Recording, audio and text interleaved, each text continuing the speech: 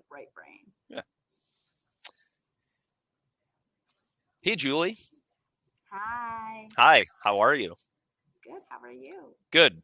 So, welcome to our podcast. I know we don't really talk. We talk every day, but not, in a podcast setting or, starting a podcast. So, this will be really fun, and I hope anyone listening to this enjoys what we think. Um, you might enjoy. I don't know. I don't even know how to say that, but I hope that you um, listen and chime in on social media and ask us questions or reach out to us because we think we actually are two pretty fun people and have a little topic that we know and love, and we hope that you will too. So, Julie, you want to take it away and maybe tell Yeah, people what we're trying to do? for sure. So we figured this week, as we're talking about living in the land, we would kind of interview each other and just kind of learn a little bit about, hey, what's your history? Who are you as residents here in the land or greater Cleveland? So that you listening along with us can kind of get to know, hey, this is who I'm listening to, like chat on and out. So, Dan, for you, you are a lifelong Clevelander, Yes, right? 40 years.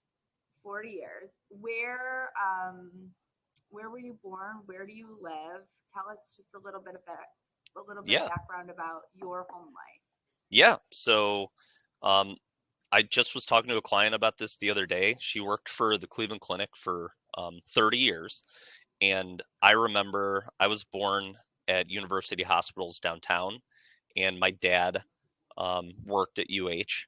And I remember sleeping in his office when it was just a two-building hospital.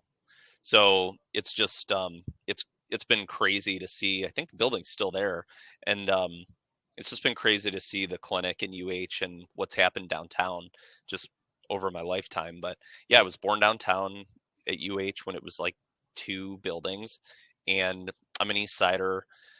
Grew up in Willoughby Hills, Willoughby, back to Willoughby Hills, and my wife Jenny and I and my twins live in Solon, so we're still on the east side. And but as far as downtown, I went to St. Ignatius, and would take the rapid in, and I've just got a lot of threads to the city, whether it be east side, west side, or downtown, and I really like the pride factor that people from Cleveland have, and as you probably as a somewhat transplant, you're kind of from a city kind of like Cleveland, right? You're from Buffalo, and I think you'd probably see the same characteristics as Buffalonians. I think they're called Buffalonians, as Clevelanders. So, what brought you here? I And do you feel definitely the same way? agree. The Midwest, right? Like that there, and I would lump Buffalo in there, Buffalo, Pittsburgh, like the whole like Rust Belt revolution cities right now. You just can't find like nicer, salt of the earth kind of folks than you do within those communities. But yeah, I grew up in North Tonawanda, New York, so halfway in between Buffalo and Niagara Falls.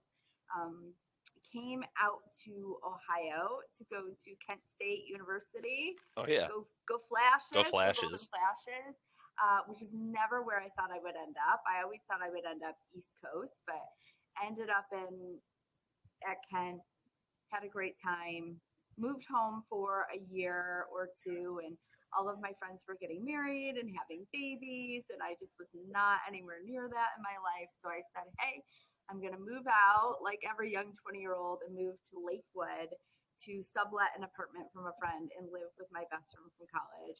And man, did we have like the best time. Yeah, oh yeah. Uh, Met my husband and then just kind of never left. So unlike you, I am a West Sider Yep.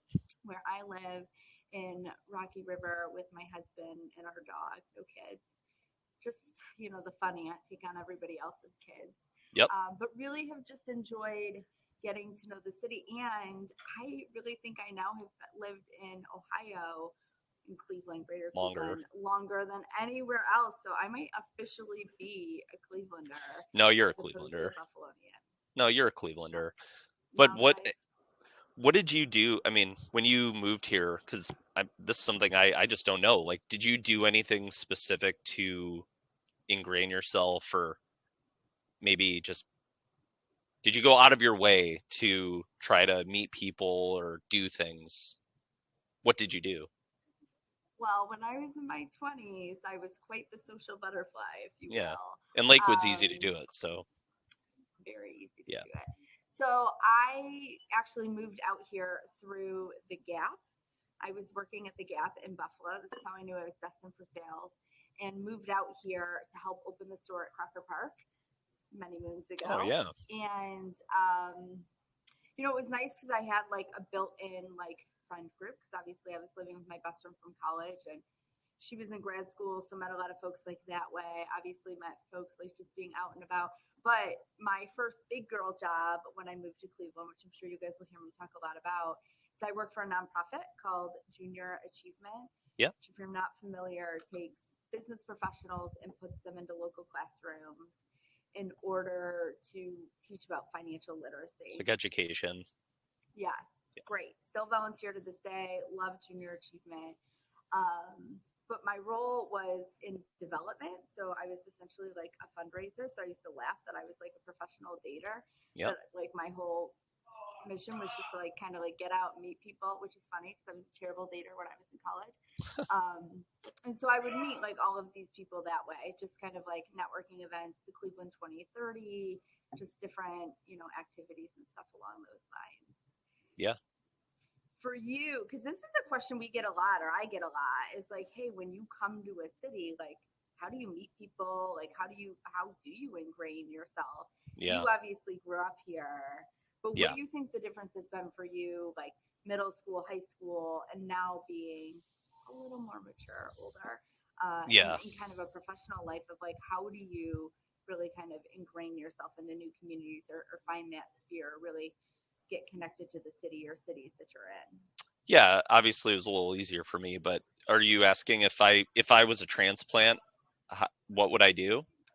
Yeah, or even if Yeah, you are a transplant, like getting older is sometimes hard, especially when it comes to like friend groups. Like, I know. what did you do or you and Jenny do to kind of find, your circle or kind of get connected to the city?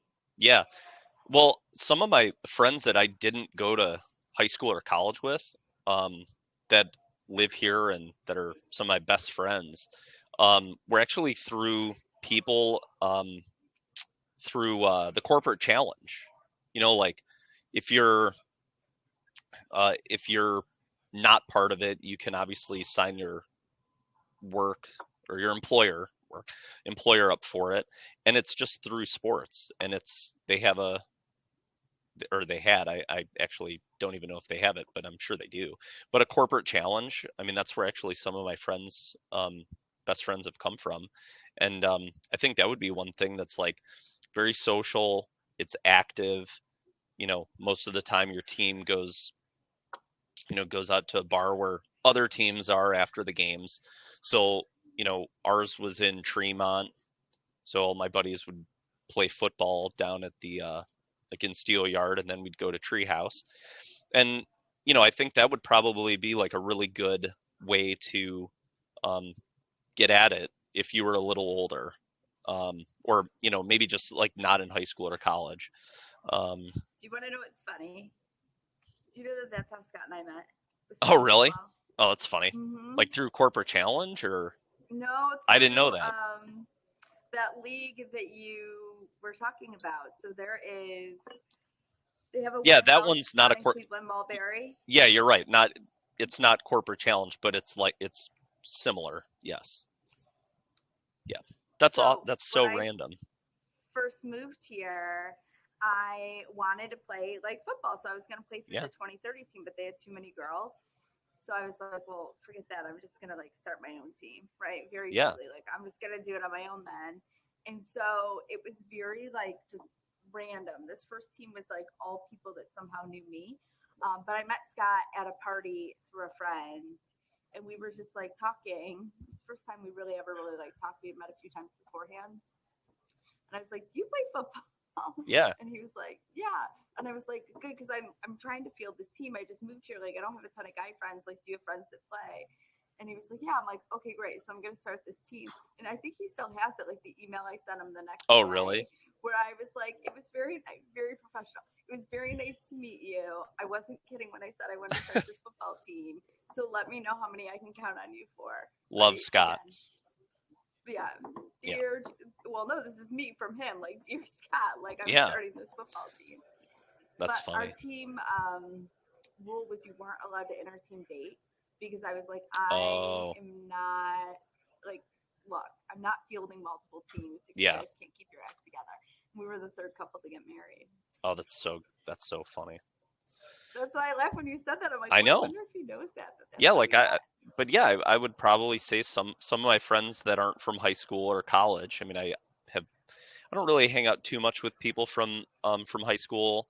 Um, like obviously we're out of high school now for God, 22 years.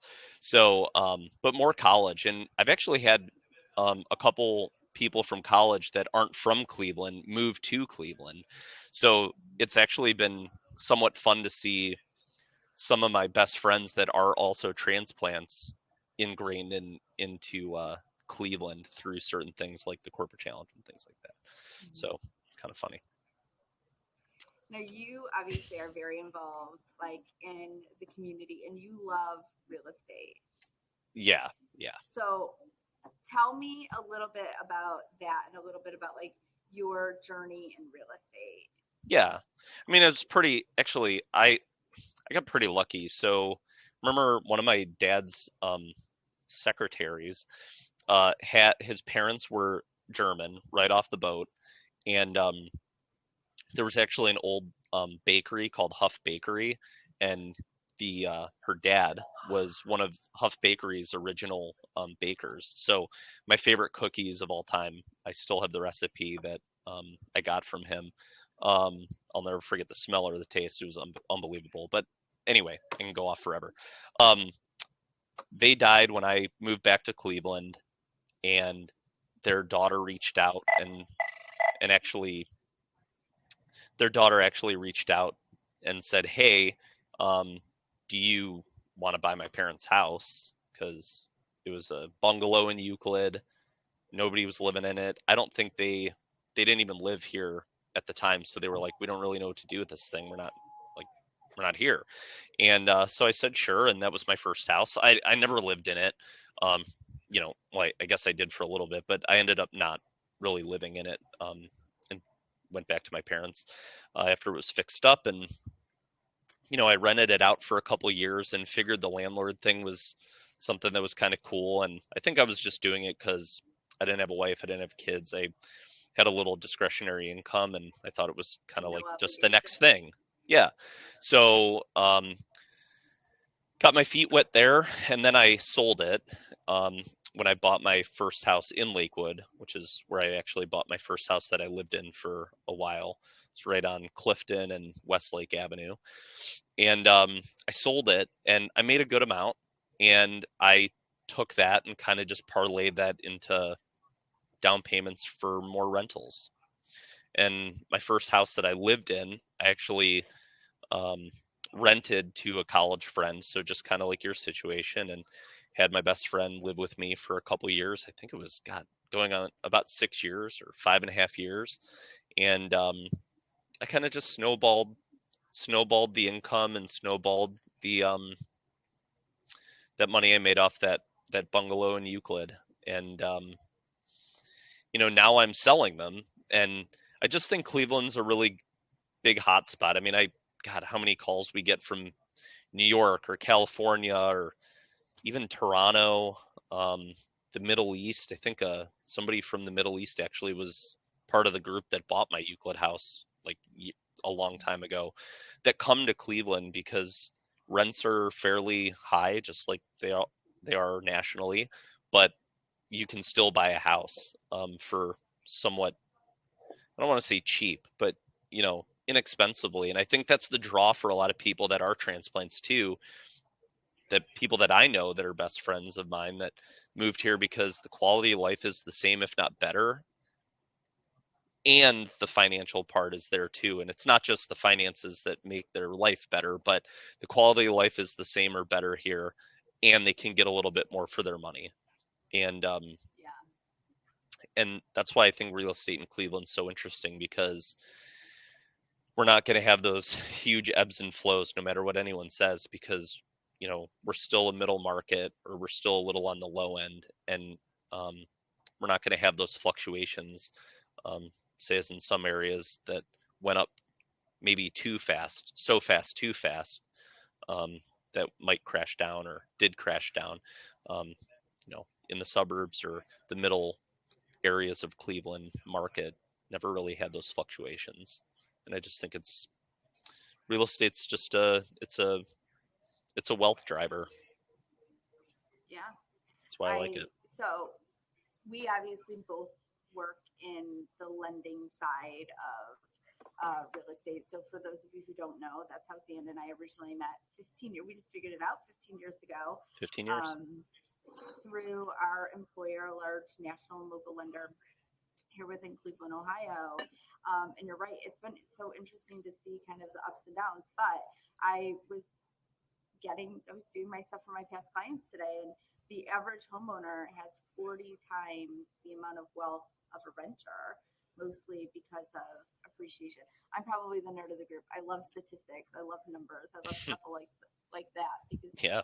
numbers don't lie. Like you can know that, and a lot of it is because of like appreciation, which I always think is amazing. And I agree. I think this area is poised to really see its revolution, its renaissance. Like, and I think all of the Rust Belts, your Pittsburghs, your Yeah.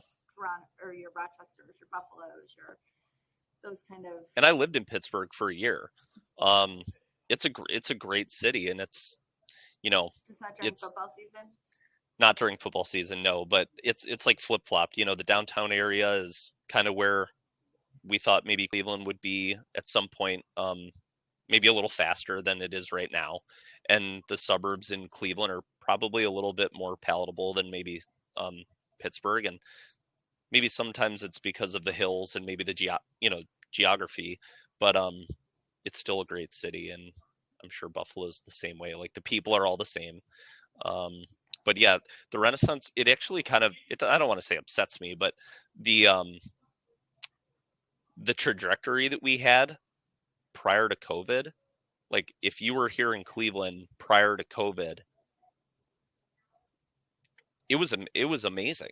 I mean, a lot of building, um, maybe a couple years, 2 to 3 years prior to COVID.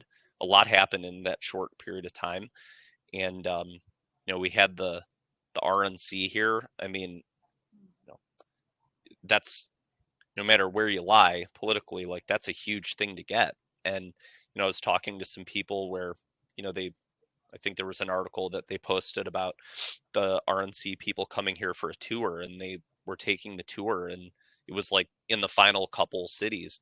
And I think the theme of the tour was like, holy shit, Cleveland's actually really nice, and Cleveland's like got a lot going on right now. And I feel like that's what people that come to Yeah. Cleveland, have never been to Cleveland or We don't need those know. T-shirts. I love Cleveland before it was cool. Yeah. And I just like feel like people that have never been here come here and they say the same thing. And I just always have this I always have a soft spot for Cleveland, but I think if you were here and saw all the building and kind of that buzz prior to COVID, it actually keeps that flame going. I think I'm trying to say, right? It keeps that flame going of maybe what Cleveland can be, because that trajectory, that momentum that we had prior to COVID was just incredible. Well, and even too, like if I look out my window right now, you see the new Sherwin-Williams building that's going up Yeah. on the corner, the new Fahrenheit, which I'm still dying to try. I mean, there's a couple I agree. restorations. So with this podcast, really, Yeah, I mean, there's that's going on restorations right going now. on that you can't even see. Like some of the buildings you're looking at are going through restorations too.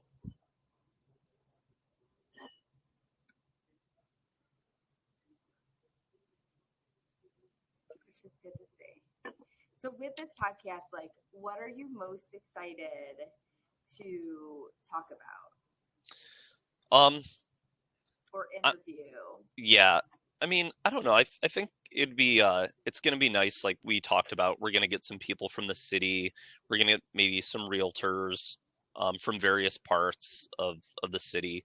Um, Maybe some local celebrities. I mean, I know we both know a lot of people here, so some local celebrities will be on here, and just want to talk to them about their experience living in Northeast Ohio and maybe their stories about you know, where they're from, what they do, and just be that thread tire. Because I think at the end of the day, I get asked a lot about Cleveland, even just from people that live here, just like, hey, where'd be a good date night, you know, or hey, do you have, I get hit up for Playhouse tickets all the time. My parents are big into that. Um, so I am maybe like a little go-to person, and being an ambassador to Cleveland is always something that I would love to be and continue to be and build on that. Um, so I hope to bring that to people, but I'm actually kind of excited just to actually hear from people that are listening to this. Like that's actually what would excite me, is maybe getting the comments, the good, the bad, maybe getting, an email or DM'd about, being that resource or being that Cleveland concierge. I think that's Mm-hmm. probably what I'm most excited about. I'll feel like I sold something on Amazon. I Like people get excited that first sale. I'm actually going to get really excited when I get that first email that says like, "Hey Dan, where is X?" or "What do you think about X?" Like I'll be like that. You know what I think is most interesting? So recently I helped a client move from Texas to Cleveland because he's Hmm. moving here for work, into the burbs. He went to the east side. I tried to convince him to come to the west side, but he came to the east side. Sorry, we love him anyways. And that to me was a really eye-opening experience of like, one, like how much I really do know, right? Like Hmm. sometimes I don't think about that. Yeah. But to your point, to be able to say like, okay, you have girls, like, hey, when they come in, like, you should take them here, or you should take them there. They would probably really love this. Or even we were talking about schools.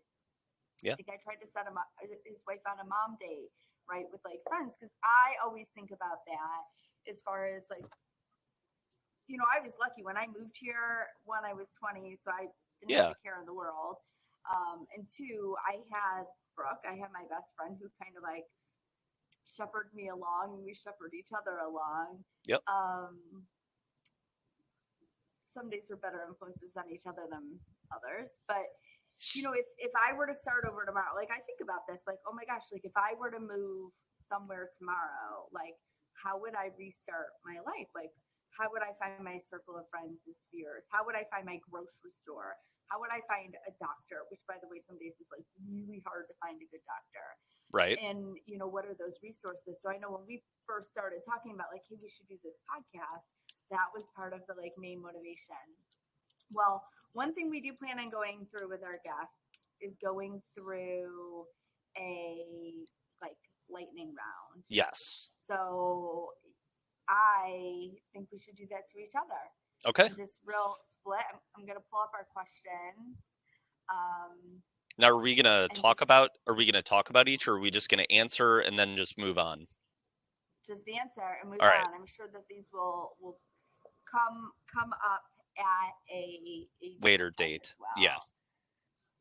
So I am going to just run you through the gamut, and then you can Okay. say I'm up first. what All right. is what is your favorite Cleveland restaurant? The Schwitz. I'm sure we will talk about that at a later time. Best pizza in Northeast Ohio?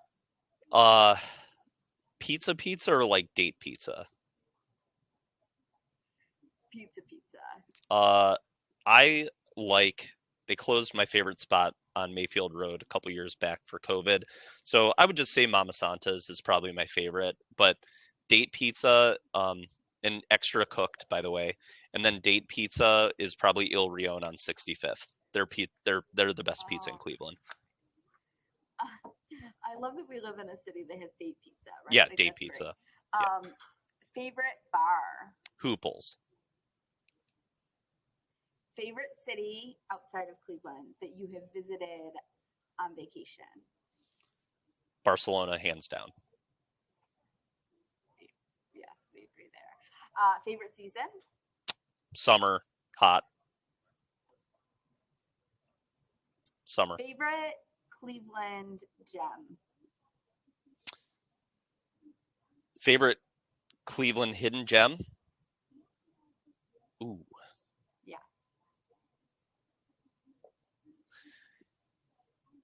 If it's food or bar, I would say the patio at L'Albatross. It doesn't get nearly enough credit, although the people that go there give it plenty of credit, but you don't actually hear about it enough. So L'Albatross patio in the summer is a Cleveland gem. Big time. I would agree. This one was a you question. Rank your love for Taylor Swift on a scale from 1 to 10. My wife, 10. Me, I'm at a 4. I'm at a 4 So because family average of 7. I like Taylor Swift. I am a little tailored out though. Um, so it's not even her fault. It's just I'm a little tailored out. It would typically be a 6 or 7, but I'm just a Yeah, little tailored out. I don't know. you're in Taylor fatigue. Yeah, Taylor fatigue. Did that ranking go up or down since the Super Bowl? It probably stayed the same because there's just a lot of Taylor Swift in our house. So I I'm yeah, so probably increased actually since the Super Bowl. Because here in Cleveland, we're talking about a podcast in Northeast Ohio. We're big Kelsey fans, right? Like people in Cleveland like Travis and Jason Kelsey. Even before their podcast and all that stuff, like they're unapologetically Cleveland lovers. So we root for the Kelseys. So actually, it's probably gone up a little bit since the Super Bowl. Best thing you can cook? Best thing I can cook? Easily a steak. Um, Without question. I have that process down and I take it very seriously. If you had to recommend one thing for a date night in Cleveland, what would it be? Like no expense, no expense. Yeah, no expense. Um, Jenny and I use the theater a lot with my parents. I think the theater scene here is awesome. And that even goes to Chagrin Falls, which has the Chagrin Valley Little Theater. And that is also a really cool,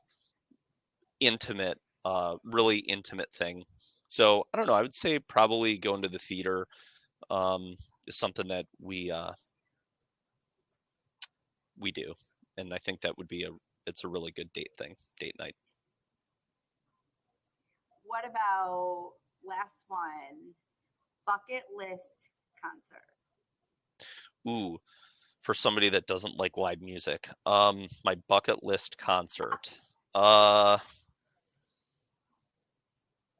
oh my gosh. Um,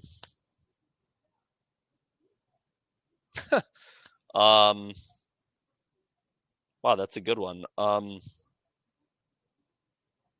These weren't on the list. These I just came up with, so you weren't Yeah, prepared no, at I know. all.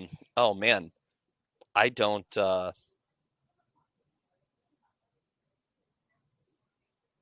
You know what? I actually have missed. This is gonna sound weird and not like me, but I think if Pink Floyd's not here anymore, and I'm trying to think of like I don't even care about the music. I'd care more about like the people watching and just like the overall experience. I actually want to. I missed it, and I actually want to see Kiss, and I missed Kiss actually. Mm.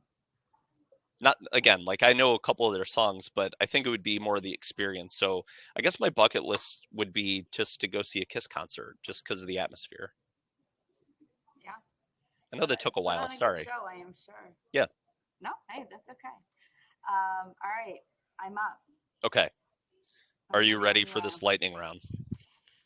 Some of these you Didn't ask, so this will be good. All right. Your favorite Cleveland restaurant? So for lunch, La Bodega, In which Tremont. is the cutest in Yeah. Fremont. It's like Yeah. the cutest little hole in the wall. Yep. For dinner, I really like.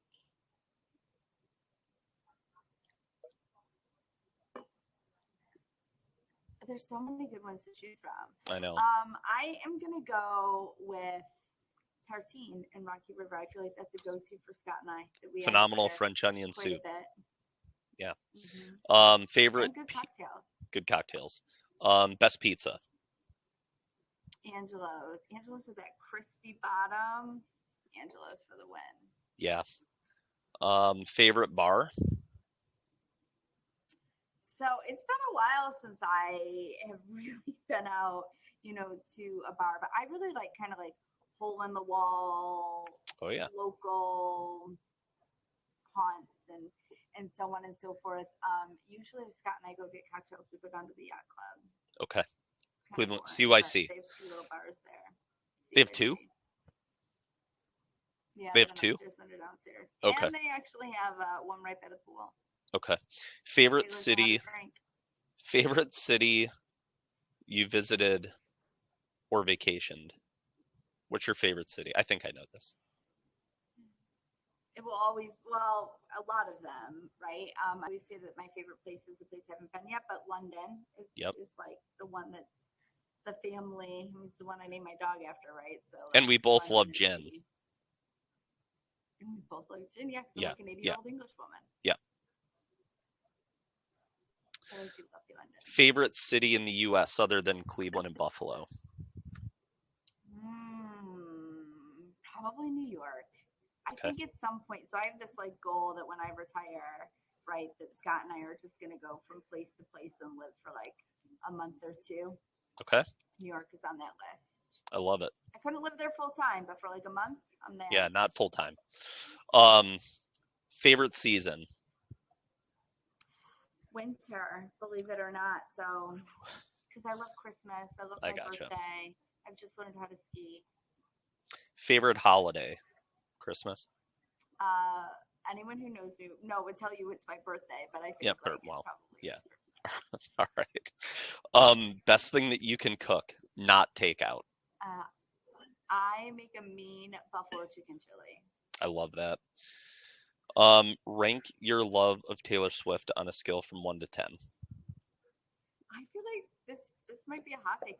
I'm probably at like a 7 or Okay. an 8. Yeah. But it has gone down since the Super Bowl. Not that I don't love Taylor, but obviously the Kansas City Chiefs beat the Bills in a very heartbreaking game. So I was just very bitter with them because I'm like, they win it all. Can't you let somebody else have a chance? But good for them. I mean, they are very good. So yeah, it's like the Patriots, right? We don't want the Patriots to win because they just monopolized it. All right, first car. My first car was a Ford Taurus. Was there any duct tape on it? No. Okay. No. It was Favorite. It was a hand-me-down. So.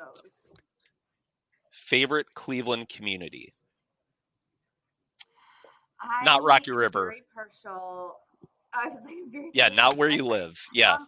I do really love Lakewood because I think that there is a lot there, but I also really love Tremont, and just so much going on in that community.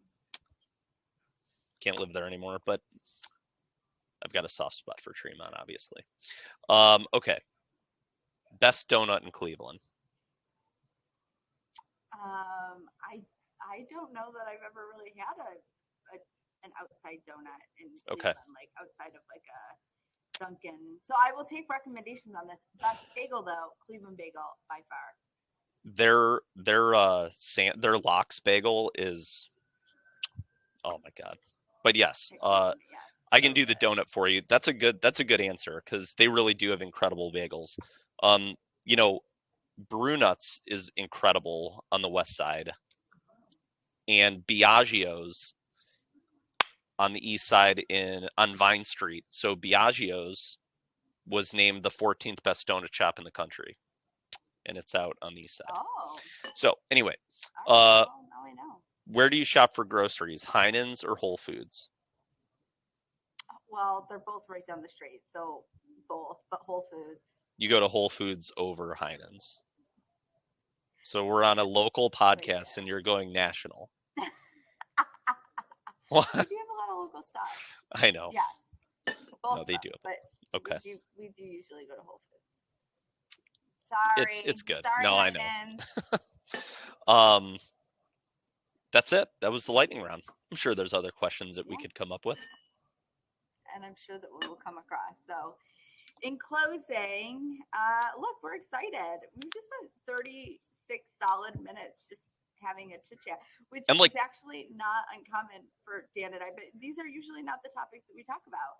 And we didn't know any of this stuff about each other. Oh, which I so think is this is great. Yeah, this is really good. I think it's very surprising. So, all right, well, we hope you guys will tune in next time. It won't just be the two of us. No. And hey, pop in the comments. Who would be on your Cleveland wish list? What do you want to know about the city? What do you want to know about, either what's going on or those burning questions, if you will? As Dan and I said, we have a lot of threads that we're willing to pull, and between the two of us, we've never shied away from picking up the phone and asking someone for something. So let us know. We would love to bring it to you, and we hope that you tune in to Living in the Land. This was fun. See you guys. This was fun. Bye. Bye.